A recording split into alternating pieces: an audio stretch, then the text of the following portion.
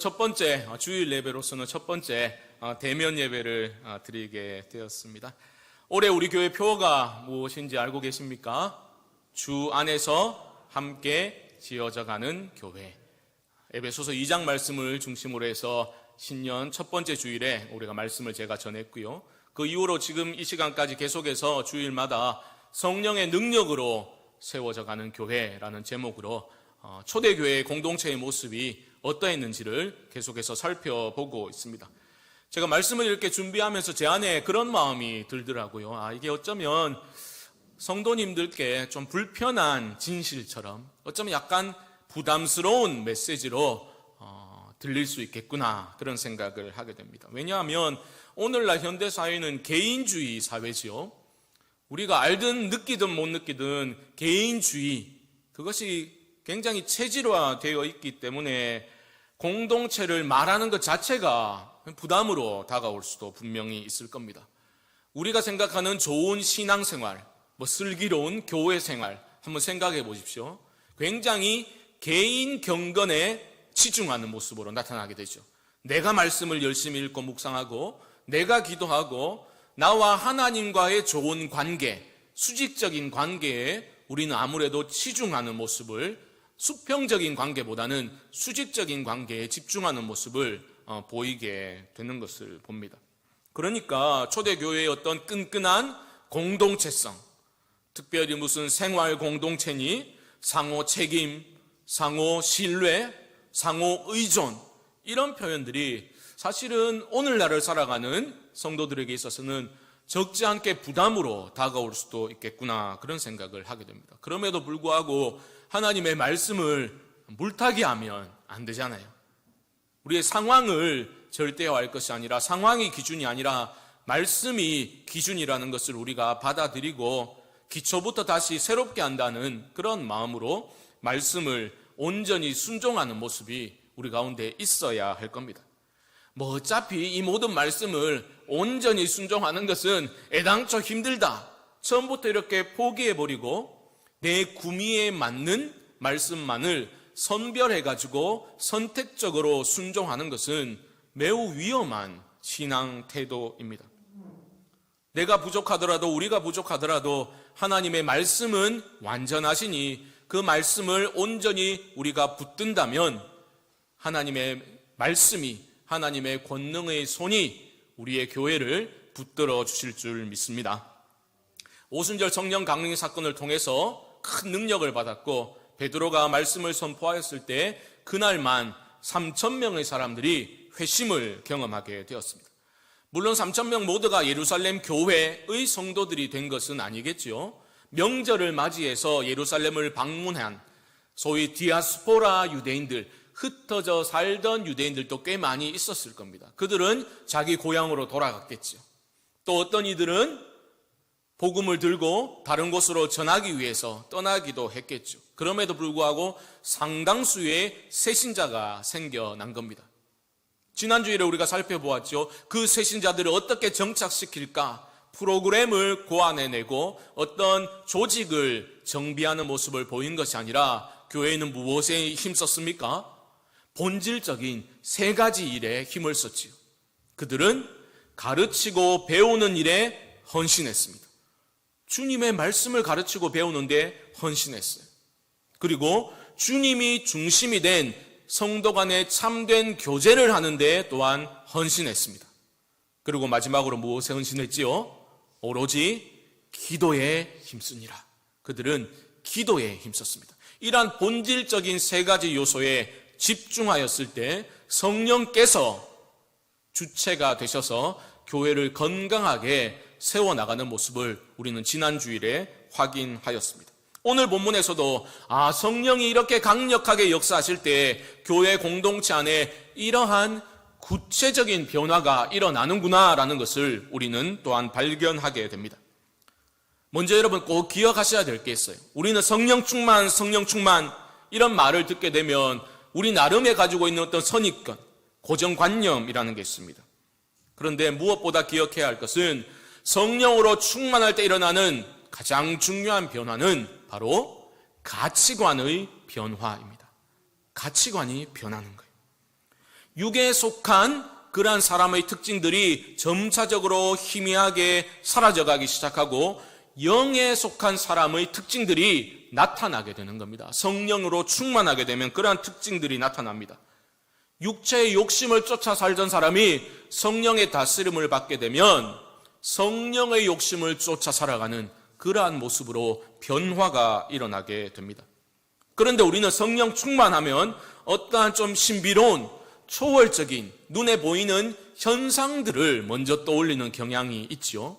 성령 충만하다 하면 무슨 방언을 하고 병을 고치고 예언을 하고 아니면 기도받을 때 막 뒤로 넘어지고 이러한 어떤 초월적인 신비로운 현상들을 먼저 떠올리기 쉬운데 그것은 성경이 말하는 바가 아닙니다. 그것은 현상일 뿐이에요. 성령으로 충만할 때 우리 안에 일어나는 가장 근원적이고 중요한 변화는 가치관의 변화입니다. 인생의 무게중심이 나에게서 주님에게로 옮겨가는 변화가 일어나게 되는 거죠. 성령으로 충만하고 다스림을 받게 되면 나 자신을 위해서 살아가는 게 아니라 나 좋자고 나 기쁘자고 살아가는 게 아니라 주님을 어떻게 하면 내가 기쁘시게 할 수 있을까? 그 일에 집중하게 되는 변화가 일어나는 겁니다. 여러분 생각해 보십시오. 나의 가치관이 변했어. 그러면 또 어떤 변화가 따라오겠습니까? 가치관이 변하면 필연적으로 삶이 변하게 됩니다. 당연한 거죠. 내가 생각하는 가치가 달라졌는데 어찌 삶이 이전과 동일할 수 있겠습니까? 이 삶의 변화가 바로 성령의 공동체로 교회가 세워져 나감에 있어 근간이 된다는 것을 여러분 꼭 기억하시기 바랍니다. 오늘 본문은 강력한 성령의 나타나심을 통해서 교회가 성장하는 모습을 보여주고 있는데 구체적인 삶을 배제하고서 어떤 신비로운 현상들이 마구마구 일어나가지고 교회가 급성장한 것이 아니다라는 것을 볼 수 있습니다. 성령이 다스리기 시작했을 때 그들의 가치관이 변화했고 그들의 삶이 바뀌었습니다. 그들은 생활 공동체로 그렇게 일어나게 되었고 삶에서 구체적인 변화가 일어났습니다. 교회 안에서 말로만 사랑하는 것이 아니라 그들의 모든 삶의 영역 속에서 서로를 돌아보았습니다. 어려운 이들을 그들은 돌보았습니다. 섬기는 모습을 보여주었습니다. 누가 시켜서가 아닙니다. 어떤 프로그램 때문이 아니라 그들은 자발적으로 누가 먼저랄 것도 없이 성령의 다스림을 받게 되자 그들은 자발적으로 헌신을 하였다라는 거죠. 성령이 교회를 다스리기 시작하실 때 이러한 구체적인 변화가 일어나는 겁니다. 첫 번째 특징은 성령의 능력이 강력히 역사하게 될 때 그 성령의 공동체는 자발적인 섬김과 나눔의 공동체로 세워져 나가게 됩니다. 섬김과 나눔. 우리 44절과 45절을 한번 읽어볼까요? 제가 읽겠습니다. 보십시오. 믿는 사람이 다 함께 있어 모든 물건을 서로 통용하고 또 재산과 소유를 팔아 각 사람의 필요를 따라 나눠주며. 보십시오. 이런 유무상통하는 공동체의 모습은 왜 나타나게 되었겠습니까? 그러한 삶의 모습이 바로 우리 주님께서 가르쳐 주신 하나님 나라의 비전과 부합된다고 그들은 믿었기 때문입니다.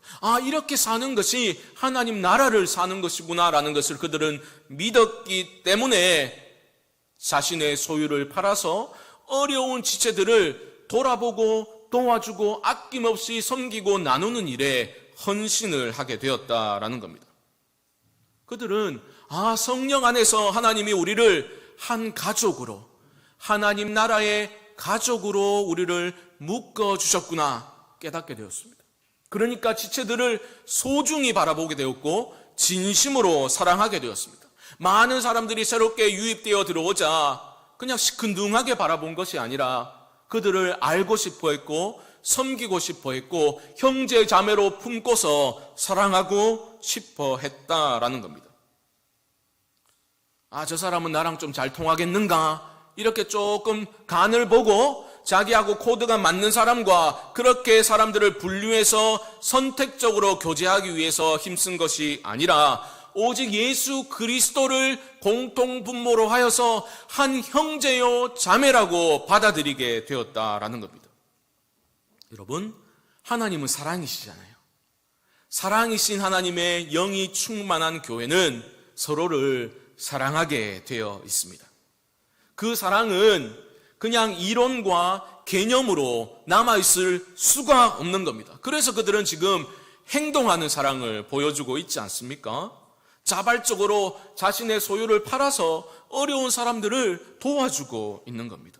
누가 무슨 구체적인 구제 계획을 발표한 것도 아니었습니다. 주님의 영으로 충만해진 그들은 자발적으로 섬김의 본을 보이신 예수님, 자기의 목숨까지 많은 사람을 위한 대속물로 내어주신 그 주님을 본받는 모습이 그들 안에 지금 나타나고 있는 겁니다. 그 섬김의 주님의 모습이 주님의 영으로 충만해진 자들의 삶 가운데 형상화되고 있는 것을 우리는 발견하게 되는 것입니다. 이런 자발적인 섬김과 나눔이 있는 공동체가 바로 성령의 공동체입니다. 생각해 보십시오, 여러분. 물질에 대한 우리의 욕심, 욕망이 얼마나 대단합니까? 그 물질에 대한 욕심, 소유에 대한 욕심을 내려놓고 스스로 자발적으로 희생하면서 다른 사람에게 그것을 팔아서 도울 수 있다는 것, 성령이 내 안에 강력히 역사하시지 않으면 일어날 수 없는 일입니다. 사랑하는 성도 여러분, 성령의 공동체는요, 자기의 권리를 주장하는 것이 아니라 기꺼이 권리를 포기하는 모습으로 나타납니다. 그것이 바로 우리 주님의 삶과 가르침의 핵심이기 때문에 그렇습니다. 성령의 공동체는 내가 섬김 받아야지, 섬김을 받기 위해서 힘쓰는 것이 아니라 다른 이들을 기꺼이 섬기는 모습으로 나타나게 됩니다. 저는 소망합니다. 우리 성광교회가 참으로 주님의 영으로 충만하여져서 우리가 대접을 받으려고 안간힘을 쓰는 모습이 아니라 주님을 본받아서 자발적으로 나의 권리를 내려놓을 수도 있고 나를 희생할 수도 있고 다른 이들을 섬기는, 참되게 섬기는 모습이 왕성히 일어나는 그러한 성령의 공동체로 우리 교회가 세워져 나갈 수 있기를 주님의 이름으로 축복합니다. 두 번째로, 성령이 강력히 역사하실 때 어떤 특징이 나타나는가? 힘써 모이는 예배 공동체의 모습으로 세워져 나가게 됩니다. 46절 상반절을 보십시오. 이렇게 말하지요. 날마다 마음을 같이하여 성전에 모이기를 힘쓰고. 그들은 날마다 마음을 같이해서 성전에 모이기를 힘썼습니다. 하나 되게 하시는 영인 성령이 충만한 공동체는 모이기에 힘쓰는 공동체입니다. 행사에 동원되는 게 아니에요. 다른 사람들의 눈을 의식해서 모이는 것이 아니라 하나님을 예배하고자 하는 열망이 우리 안에 솟아오르기 때문에 모이기에 힘쓰는 겁니다.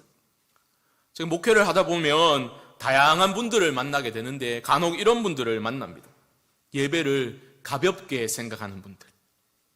그들은 자신이 꽤 깨어있는 신앙인임을 자처하면서 이런 식으로 말합니다. 뭐 허구한 날 예배당에 모여가지고 예배만 열심히 드리면 뭐하냐고. 삶 속에서 자기 믿는 바를 사는 게, 실천하는 게 중요하지. 물론 우리의 신앙이라는 것이 예배당 안에만 갇혀있고 세상 속에서 우리가 빛과 소금의 역할을, 사명을 감당하지 못한다면 그것 또한 문제가 되겠지요. 정당한 비판일 수 있습니다.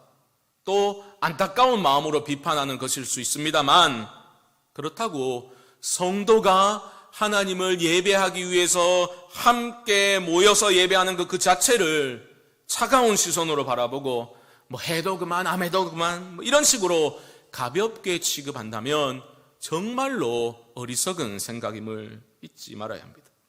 왜냐하면 우리가 구원받은 백성들 아닙니까? 구약에서 구원의 상징이 무엇입니까? 바로 출애굽 사건입니다. 출애굽 사건이 우리의 구원을 보여주는 거예요. 그런데 하나님께서 모세에게 그 출애굽을 하는 목적, 의도를 분명히 말씀해 주셨습니다. 뭘 하셨습니까? 너희가 이 산에서 나를 섬길 것이다. 섬기다라는 단어는 무슨 뜻이라고 말씀드렸습니까? 예배하다. 하나님은 왜 출애굽을 일으키셨습니까? 예배 공동체로 그의 백성들을 불러내신 거예요. 하나님은 우리의 예배를 기뻐하십니다. 공동체가 영과 진리 안에서 하나님을 참되게 예배할 때에 하나님은 영광을 받으실 뿐만 아니라 우리가 이 세상 속에서 보이지 않는 하나님을 우리의 삶으로 증거할 수 있는 능력도 하나님이 부어주시는 겁니다. 여러분 잊지 마시기 바랍니다. 성령으로 충만할 때 성도들은 서로를 사랑하였습니다. 그리스도의 몸된 교회를 사랑하였습니다. 사랑하기 때문에 그들은 모인 거예요. 그들의 사랑과 그 연합을 더욱 공고하게 만들어준 게 무엇인지 아십니까? 바로 예배입니다. 예배. 그들은 한 성령 안에서 하나님을 높여 찬양했습니다. 그들은 한 성령 안에서 하나님의 뜻을 구하며 함께 기도에 힘썼습니다.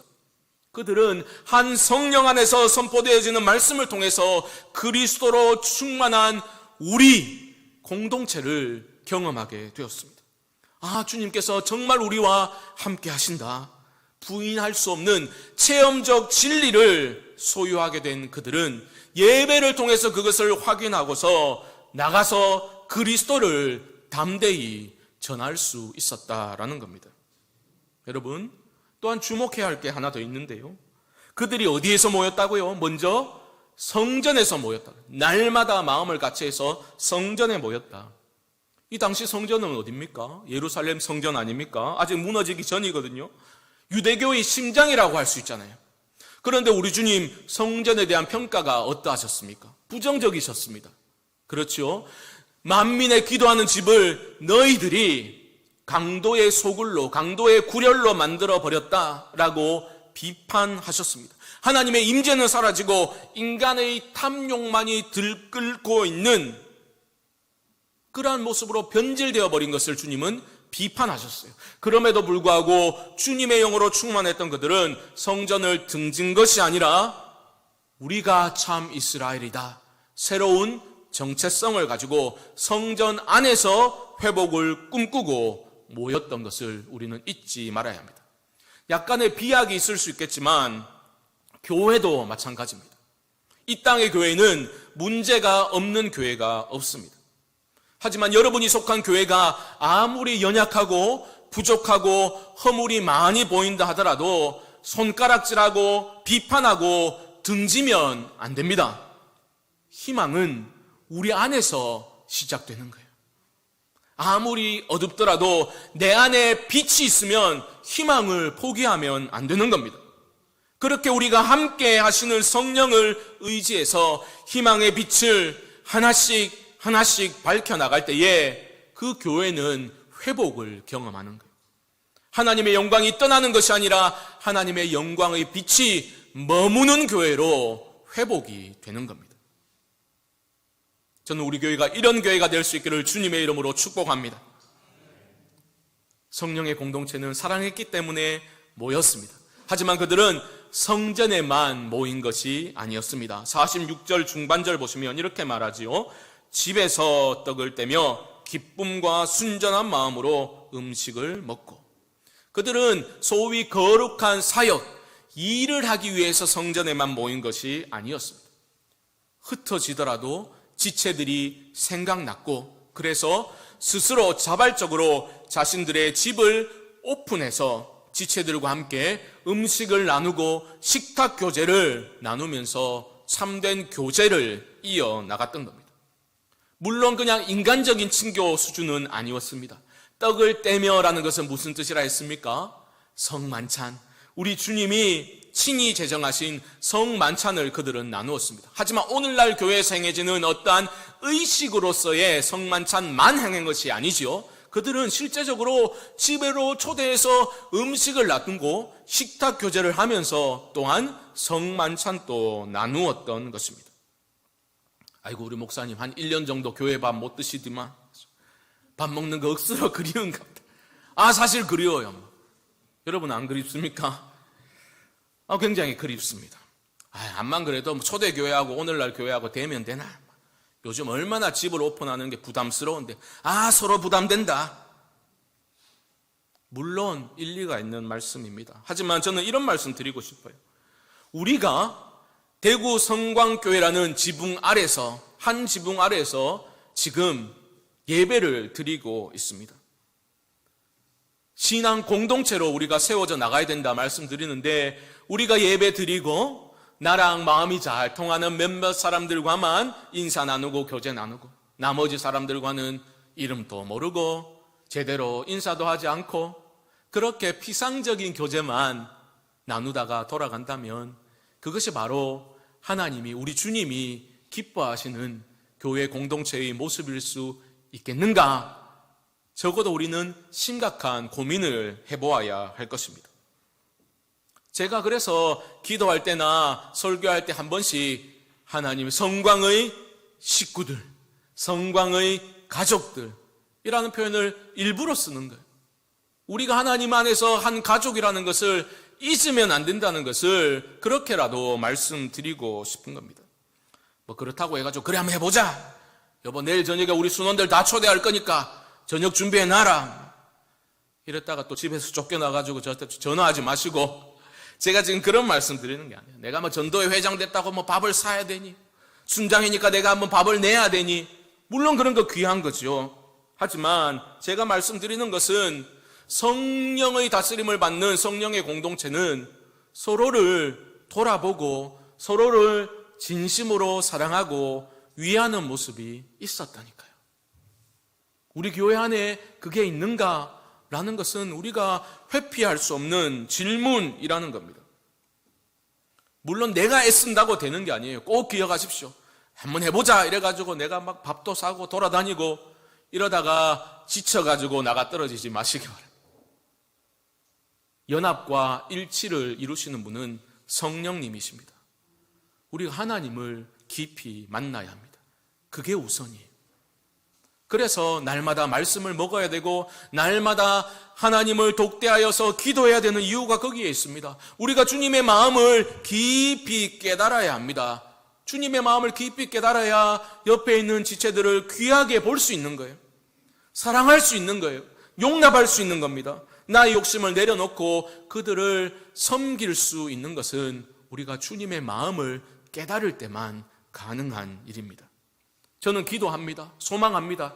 우리 성광교회 위에 하나님께서 은혜를 부어주셔서 지금도 분명히 그런 부분이 없다라고 말할 수는 없겠지만 하나님이 기뻐하시는 그런 참된 공동체로 세워져 나가게 될 줄 믿습니다.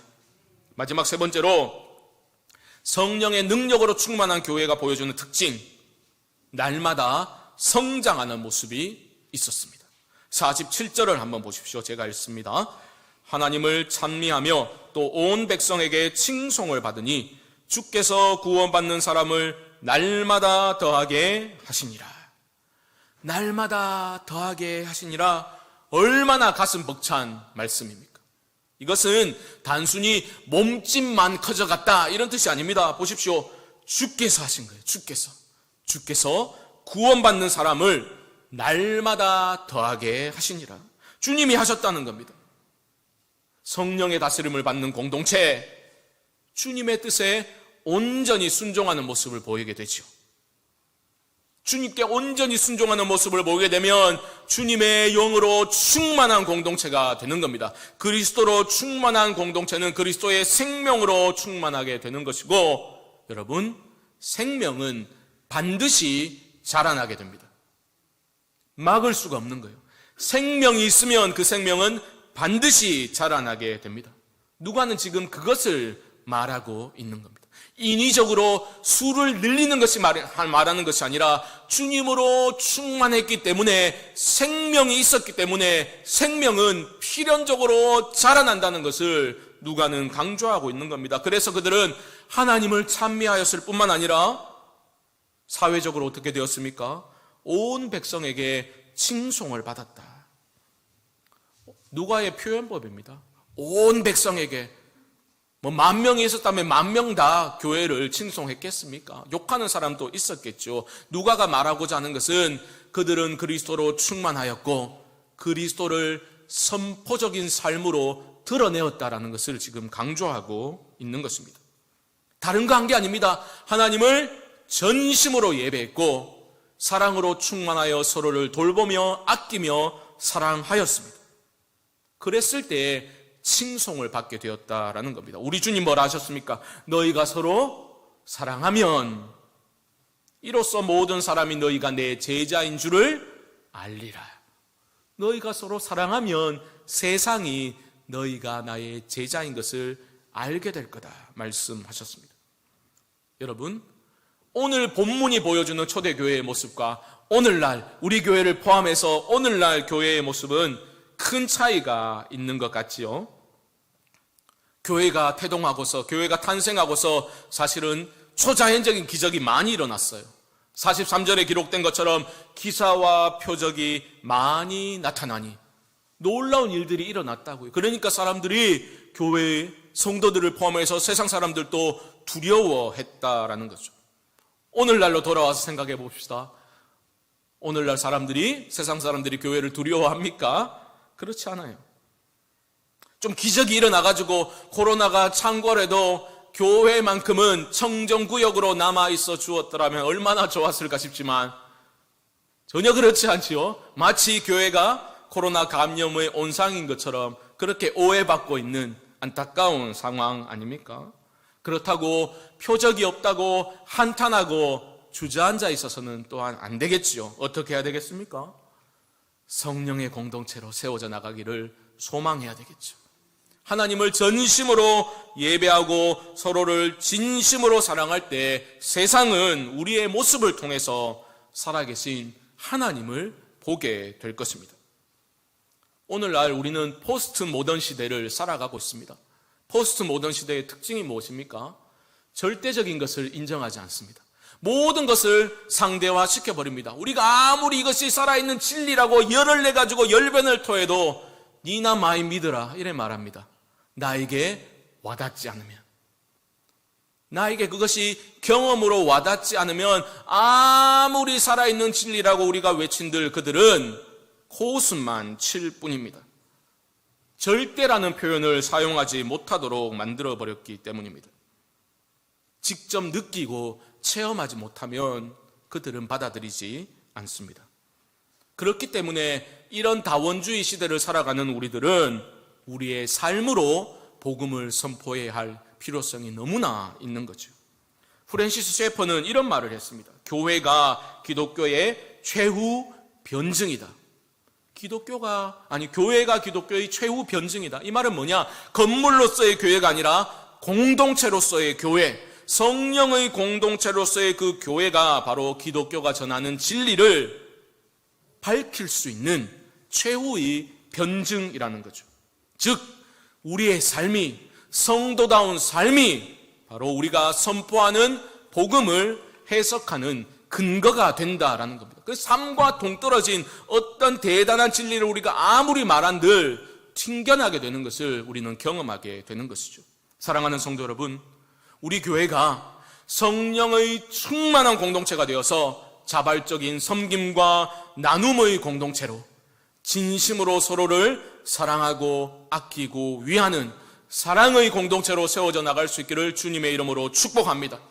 우리 현실이 아무리 어둡더라도 우리가 소망을 잃으면 안 되고 소망을 품고서 함께 전심으로 하나님을 예배하고 기쁨으로 주님 안에서 교제하고 세상의 논리를 뛰어넘는 사랑과 섬김을 실천할 수 있기를 소망합니다.